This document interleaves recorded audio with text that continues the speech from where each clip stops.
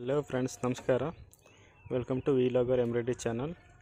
ಲಿಕ್ವಿಮೋಲ್ದು diesel ಫರ್ಜ್ ಅಂತ. ಇದು ನಾನು ಅಮೆಜಾನಿಂದ 1050ಗೆ ಪರ್ಚೇಸ್ ಮಾಡಿದ್ದೆ.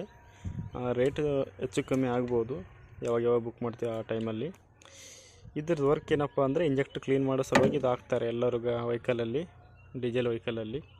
ನಾನು ಡೀಸೆಲ್ ತೊಗೊಂಡಿದ್ದೀನಿ, ಪೆಟ್ರೋಲ್ದು ಸಪ್ರೇಟಾಗಿ ಬರುತ್ತೆ.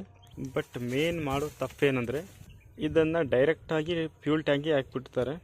ಒಂದು 50% ಫ್ಯೂಲ್ ಟ್ಯಾಂಕಲ್ಲಿ ಆ ಥರ ಹಾಕಬಾರ್ದು. ಯಾಕಂದರೆ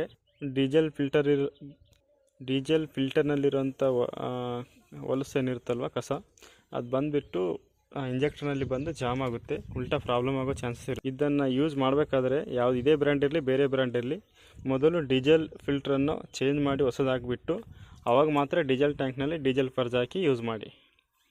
ಥ್ಯಾಂಕ್ ಯು ಫಾರ್ ವಾಚಿಂಗ್. ಈ ಟಿಪ್ಸ್ ಇಷ್ಟ ಆದರೆ ಸಬ್ಸ್ಕ್ರೈಬ್ ಮೈ ಚಾನಲ್.